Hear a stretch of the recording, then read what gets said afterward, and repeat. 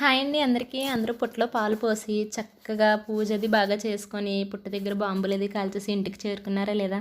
మా నాగుల చవితి పూజ అయితే అయిపోయిందండి. నేను ఇంట్లో అయితే ఏం చేయలేదు. అత్తయ్య గారు అన్నీ చేసి తీసుకొచ్చారు. నేను మా తోటికోళ్ళు వాళ్ళు మా అత్తయ్య గారు వాళ్ళు అందరం కలిసి వెళ్ళి పుట్టలో పాలేసి ఎవరింటికి వాళ్ళు చేరిపోయామన్నమాట. ఇది వచ్చేసి నిన్నటి వీడియో అండి. నేను చిమిలీ చేసి సేల్ చేస్తానని చెప్పేసి ఇంతకుముందు వీడియోస్లో చెప్పాను కదా. సో అదే నాకు ఆర్డర్ వచ్చింది. అది కొంచెం ఇంట్లో కూడా ఉంటుందని చెప్పేసి కుమ్ముకుంటున్నాను.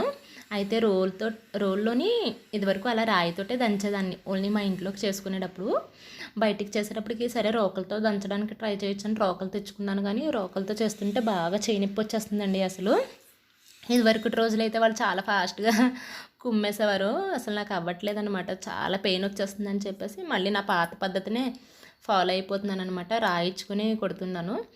చూస్తున్నారు కదా అండి. అసలు అందులోంచి వచ్చిన ఆయిల్కి రోలు కూడా మొత్తం ఆయిల్ అబ్జర్వ్ చేసుకొని అయిపోతుంది అనమాట. చాలా టేస్టీగా ఉంటుందండి ఇలా న్యాచురల్ పద్ధతిలో చేసుకుంటే.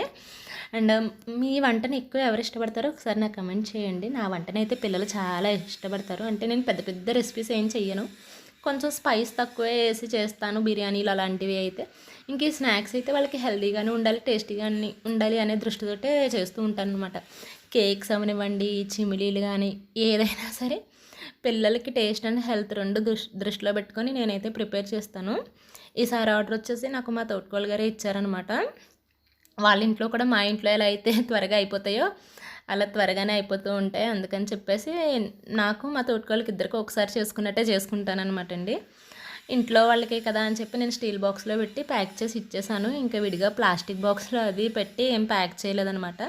బయటకి ఇస్తేనే ప్లాస్టిక్ బాక్స్లో పెడతానండి. ఇంట్లో వాళ్ళకైతే మాత్రం ఇంట్లో బాక్స్లు ఉంటాయి కదా, అటు ఇటు తిరుగుతాయి కదా, ఏయో ఒకటి ఇచ్చిపుచ్చుకుంటాం, అలా అందులో ప్యాక్ చేస్తాను. మార్నింగ్ అయితే ఆ చిమిలీ పని అయిపోయింది. ఇంక ఈవినింగ్ పైకి ఎక్కాను అనమాట అండి.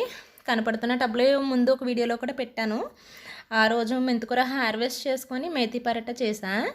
ఈరోజు చూడండి అసలు చాలా మెంతికూర వచ్చిందా, చేతిలో కనపడేదే కాదండి. మొత్తం కోసిన తర్వాత చూడండి అదంతా నా ఒక్కదానికి ఎక్కువైపోద్ది కదా. మా ఇంటి దగ్గర వాళ్ళకి కొంచెం ఇచ్చి నేను కొంచెం పప్పులో వేసేసుకున్నాను అనమాట.